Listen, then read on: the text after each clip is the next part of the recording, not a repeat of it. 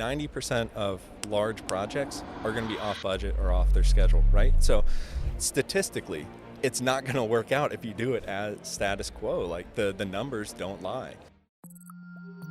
Produced by Podcast Architects.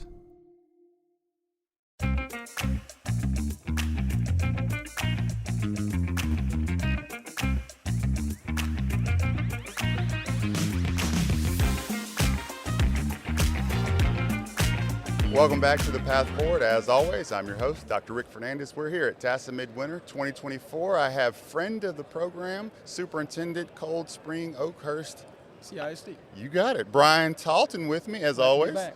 Thank you.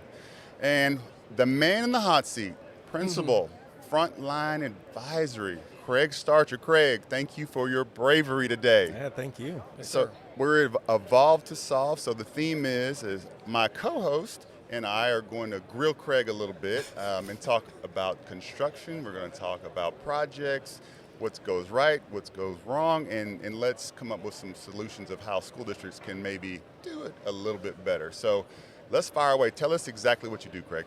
All right. So Frontline Advisory Group, we manage capital improvement programs, primarily for bonds. So say an ISD issues a bond, they've got 10 schools that they're trying to build or fix. Sure. And we would manage that entire program, acting as like an owner's rep for the school, working with the construction firms, the construction manager, but then also from looking out for your best interest as a school. Mm-hmm. So why do we need an owner's rep? Because I know that conversation has come up in a lot of boardrooms. Why do we need that? Do we need that? Can the architects run the program? Is that something, can our own internal staff do it? What's the purpose? Yeah, so think about like an engineer is really, really good at engineering. Right. They're really smart folks, but they don't have a background in budgets and schedules and things like that. Like when you start thinking about what it takes to run a large program like that, it's really outside the scope of their expertise. Yeah.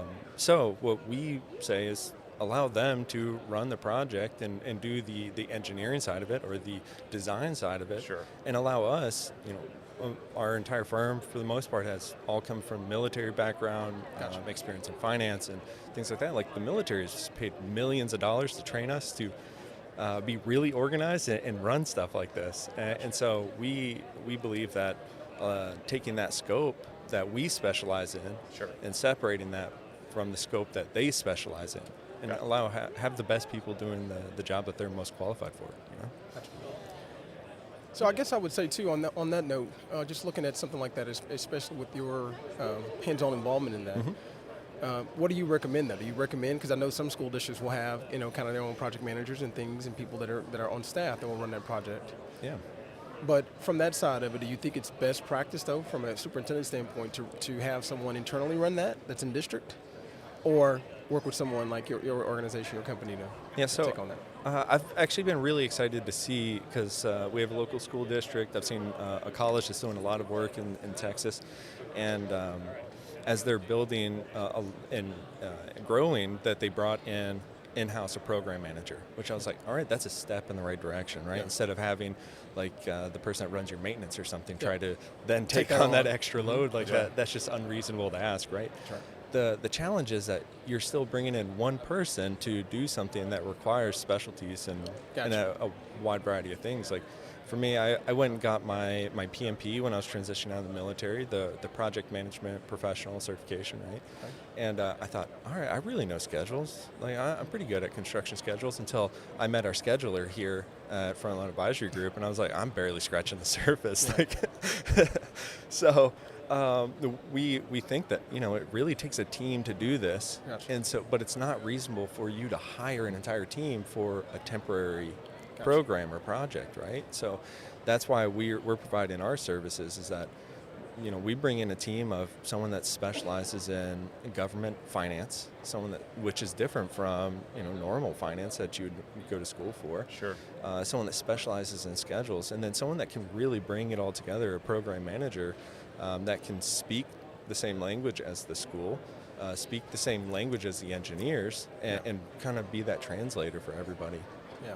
And that was one thing, like I said, too, that we look at, obviously in my district it's a little bit small, we're 3A. And so in looking at a bond, obviously, depending on the size of the district, it's gonna vary. Obviously we only have, roughly 4 schools. But in the largest district, you may have 10, 20, 40, just really depends. And then also you have much bigger bond projects. Exactly. Ongoing, as well. So that's always one thing that comes up, because from a superintendent side of it, we all know that bonds are very tough to pass, especially in small school districts. So then what happens is, from the board standpoint, superintendent seat as well, you want to make sure that, obviously we're good stewards of taxpayer dollars, but then the project is done with diligence as well. Because at the same time, that's how ultimately bonds fail in the future, right? If there's a bond that's needed, okay, well, you didn't do what you were supposed to do, and then the timeline was off. So a lot of it is the follow through and working with anyone that's actually going to be kind of heading that project up and making sure those things are being done in a timely manner. So those are some of the things, like I said, that do come up. Just making sure there's follow through and those things are done expeditiously. Exactly. And so you brought up a couple things that we're seeing, especially in Central Texas, right? Everywhere in Central Texas has a decade of record-setting growth, right? Just explosive growth. And you're seeing all these small cities, like we're in Dripping Springs. Okay. I talk to folks at my church and things like that. They tell me stories about when they played football on US on 290, the major highway going through Dripping Springs, which is TxDOT's working on putting like a major like I-35 like highway down, not 20 years ago. That's right. And so you may be a small school, but in the past, your bonds may have been relatively small. And even if your bond's not $1 billion bond, like you're seeing some of these other schools come out of, a $400,000 bond, maybe 10 times more than you've ever managed in the past. And so you're going through this very new thing that you don't have experience to fall back on. And so we're seeing that not just with schools, but with cities as well, that they just have never done this before. And so we're helping them through that transition. And then when you talk about it, you're right. If you don't do well on this first one, it's going to be 10 times harder because everyone's going to remember that. 100%. I mean, I don't want Bryan to have to say it, but I will. We're judged on, did you get a bond pass? Exactly. Right? As a superintendent, let me call it like it is, right? Why are the projects so always off on the timeline? It drives me nuts. Exactly. And so the 90% of large projects are going to be off budget or off their schedule, right? So statistically, it's not going to work out if you do it as status quo. Like the numbers don't lie. And it can be for a wide range of reasons, right? So it may be that you didn't budget enough, like you were trying to get the number low enough that the voters approved the bond, right? And then you just screwed yourself for for actually executing on the bond. That's going to take 5 years, right? And prices are like the vary, past 5 years, they're right. just skyrocketing, right? That's right? And so now you're having to go back, and the voters they're not going to understand that. A lot of them aren't going to understand that. They're just going to see that I'm now having to spend more money on something that you did before, and they're going to assume that it was because of the government, right? The government mismanaged this money. And in reality, y'all are doing the best that you can, right? That's right. And so that's why we think it's really important to have someone that specializes in that budget. Like they're looking at, are you going to have the cash when you need it to be able to execute? Because that's one of the biggest reasons why a project is off is, these government projects take so long because the government, if they don't have the money lined up in ahead of time properly, the engineers are just sitting there, waiting for the next one so that they can start the next phase of the project. I've seen that with some smaller projects because they think they can use operating funds or something like that to pay for and it. it comes pay, and you're like, all right, which credit card do I grab to pay the bills? Or maybe that's my personal situation. Or I'm tied to tax dollars, right? And those tax dollars are coming in a year later than when they're actually accrued, and you're tied to this annual budget cycle. Yeah. And so that's one thing. Or change orders, man, that'll get you. If you're you create a plan, like the construction company they're going to bid low, right? Sure. Knowing that you screwed up the plan, and they're going to be able to throw some change orders in there and make more money on you because of, you didn't have someone to explain that this is something that you should have added or looked at before, going to the market. And one thing we talked about as well, my district is currently exploring the possibility of a bond within the next within the next year or so. But then also making sure that there is contingency at funds as well, just for those kind of change orders or things that come up, exactly. so on and so forth. So Yeah, that's 'cause always things are very gonna come important. up. 100%. It's, Like- it's a certainty. But give us, like, as a superintendent sitting in the seat, what are the valid reasons for change orders versus the ones that we should be skeptical of? You know what I mean? Yeah, so I've been working on this project, and I came in halfway through the design of this project, and I just got a change order for things that happened in the 30 and 60, 90% design, from a year ago. Oh, wow. They're all valid change orders because the government organization was asking the engineers, like, hey, what if we tried this? Like, go back to, and the engineers are like, yeah, sure, I'll redesign it for you, and knowing that, in a couple months, like, they have a valid change order to send back. So if you don't know exactly what you need, and you're in there, like, testing it with them, like, they're providing you a service, a We'll do legitimate that. service, and so you're going to have to pay for it. And that adds to the whole purpose, kind of what we talked about, is having someone very, very hands-on, it's like an expert. In dealing and addressing some of those things. Yeah, because exactly. otherwise, if you have someone that doesn't know, then again, you're not being a good steward of taxpayer dollars at that point. Yeah, and it comes down to planning, right? You talk about I'd spend 80% of my time planning for the execution of a project, right? What questions should we ask someone like you, right? If we're evaluating, what do we need to ask to kind of get a sense of, because it's a relationship, it's got to be a huge trust factor. How do we evaluate owner's representation? Yeah, so I guess you're trying to see, like, how do you gauge whether someone is going to be a good owner's representative, Yes. right? So one is, do you have the experience? Like, for us, like, we've been very fortunate, and why our model is different than others is that we have scale of projects that we've managed, right? Okay. So normally you would see an owner's rep that's managing one school, and it's more like similar to like a construction manager, right? Like, they're coming in to build this one product, and it's one big product. For us, we're managing entire bond programs. So in the past 5 years, we've been able to manage or have under management over 100 projects. Okay. Right. So some of them are still in the works. But out of all of them that we've completed all of them on time and on budget. Like I said earlier, remember, 90% of projects aren't going to be completed on time or on budget, but we've been able to show that all of ours so far have been on time and on budget. So it's a little bit of bandwidth and a little bit of what have you delivered, as Exactly. you said. Deliverables. Yeah. And so, do you have enough experience? And what's your team makeup look like? Okay. Are you going to bring in one owner's rep, which is what we're saying not to do, right? right. Like, you could just hire a program manager That's for right. that. Or are you going to bring in an entire team? Mm-hmm. And that's why it works at scale with a bond, right? Is that for one project, you don't need that, right? But for an entire bond program that has a bunch of different projects, and a lot of them have impact, they can impact each other, things like that. Like, it's important to have an entire team that specializes in these things, to be able to manage that. Bryan, you got anything else? I don't think so. I think, like I said, some of the things you touched on, like I said, a lot of these projects with bonds and things like that is, like some of the things you mentioned, is within budget and then being timely. Yeah. Because ultimately, like I said, when you start looking at, let's say, for example, a district is growing, obviously you want to stay ahead of the growth curve. Exactly. So a big part of that is going to be just to follow through and just making sure projects are done on time and projects are done in accordance kind of what was planned and what the community, because at the same time, from a district level standpoint, we engage the facilities assessment committee, right? So we've been meeting with them for, let's say, a year, talking and discussing projects. And so then at the same time, they're going to want to know, okay, well, hey, we're supporting this, but then on the deliverable side of it, okay, what's the timeline? Or do we stay within the timeline? Because then those are the voices in the community, right? So let's say in the future there's time for another bond. Then those people will say, hey, I served in this committee. This is what we did. We followed through. We worked with this, with the school district. We worked with the architects and so on and so forth. And we actually had this project done, and we saw it through from start to finish.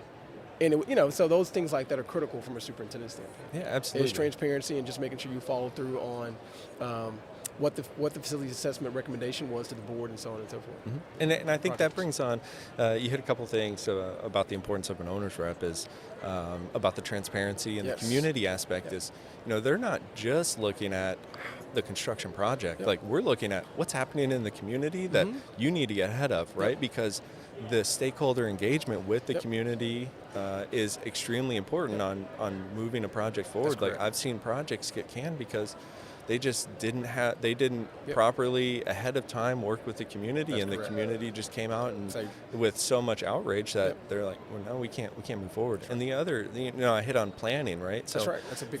What we advise is that bring us in as early as possible, not when the bond is out up for vote, like for the election, but well before that for the planning. Like, do you have what you need in the bond? Do you have finance costs associated correctly? Are those costs associated to the schedules, things like that? Like having that already in mind, so like what's this project like? How is it going to be executed? How is it going to be phased out? And then how does this support the next bond? Because there's going to be another one. If your community is growing like this, you can't do it all at one time. This is phase one, and you need to make sure that phase one is supporting phase two. That's correct. And I agree, like I said, when you talk about phase one, because again, when you start looking at bond number two, the community is going to want to know, okay, where we are on bond number one, how did that whole process from start to finish go and work? Because again, if it goes and things are according to plan, it's within budget, they're more prone to say, hey, we know this is a need and our kids deserve it, and they'll jump on board with it. But a lot of it is really engaging the community, engaging those stakeholders to kind of get behind the bond project. As well. So and that's what we talk to about marketing and things like that. Like for what we do, and it's one is about the service that we're providing is different than the rest of the industry, and so it's about educating elected officials and senior leaders in these organizations. But the other aspect is educating the community on why this is important. And so that's a big part of a bond or any other project that's using taxpayer money or that's impacting the taxpayers, like educating them on, we have one like a huge concert venue coming into a city. It's like everyone is against the concert venue because they don't know. There's so much unknown to the community that they're like, that's going to cause a ton of traffic, things like that. Like, well, maybe there's extra lanes being built to support this venue, and it will actually support the other businesses. But if you're not communicating that kind of stuff to the community, the unknown, like their mind's going to go wild, and then you're stuck having to be reactive. When everybody's starting to just speculate, that's never a good process. No. So over the course of the last 3 weeks, we have been dealing with the craziest weather. We got back, we returned to school from the holiday break on January the 8th. So obviously we come back, and there's a professional development session going on in one of our Jones Education Complex. So I go over and visit, and all of a sudden I get notification on my phone. It was like a severe weather alert, right? So we got a tornado touchdown, and it shows Coldspring. I'm like, oh God. So got that. We navigated that. The next week, we dealt with an Arctic freeze, right? We all know it was cold. So last week, obviously we've been dealing with floodwaters, and we have Lake Livingston that backs up to the district, and so we've been dealing with some flood. And so I did a delayed start. Obviously, our buses normally go out in the morning when it's dark. Obviously in our community, we don't have, some of our roads are not as paved, and then we don't have a whole lot of lighting. So we started school. I'm always going to err on the side of caution. So we started school at 9:45. So the day is going. We're in school roughly an hour. So then I get a call from my police chief that we got to close school. We've only been in school for an hour, so the county judge enacted a closure due to floodwaters, and we've only been in school an hour. So now, first time ever since I've been a school administrator, we got a delayed start and a closure, an early dismissal in the same day. So we started at 9:45 and got out at 1 o'clock. It sounds like you had the whole gamut within 3 weeks. Yeah. You need Noah needs to be around there building an ark for you, man. So that was like I said, a crazy story to share. I've never had a delayed start and an early dismissal, then just a series of weather 3 consecutive weeks. Oh, yeah. And so I started sending my staff before I left because we had to close early on Wednesday of last week, and then they closed us down for Thursday as well. So I sent them all a little clips from the movie the day after tomorrow. Yeah. Right? So in California they had the tornadoes, right? Mm-hmm. So then in New York, in that area, you had snow, right? And so then, but also in New York, you had the flood waters right there in New York as well before the freeze came. So yeah, I sent them a little meme. So yeah, we dealt with it. So, but no, that was just an interesting story, like back to back to back. Yeah, I couldn't imagine Yeah. like the logistical challenge Oh, of trying man. I had to to get all the get bus buses, drivers and yes. everything That's like a back that's a in, nightmare. Oh man. back out on the roads. Like Here I am. I'm over at the county judge's office. I'm working with the county judge and the Office of Emergency Management. Got the signed letter from the judge, and we needed at least an hour to notify. So I literally got the letter at 11:57, and we had to send information out to the school community. We're getting out at 1 o'clock. oh yeah. We can't top going. that. Craig, So, Craig, before we go, any shout outs you want to mention, any socials? How do we get in contact with you? Yeah, so frontlineadvisorygroup.com. We're posting articles, everything like that, about educating the community on what we're working on. And then LinkedIn, Facebook, X, we're on all of them. Very nice. And I always appreciate you, Dr. Taulton, coming in and joining sir. us and sitting in and co-hosting. And if you like what you heard or you like what you saw, please like, subscribe, share with your friends. We'll have many more guests on, and hopefully we can help some districts solve problems. Thank you for being here.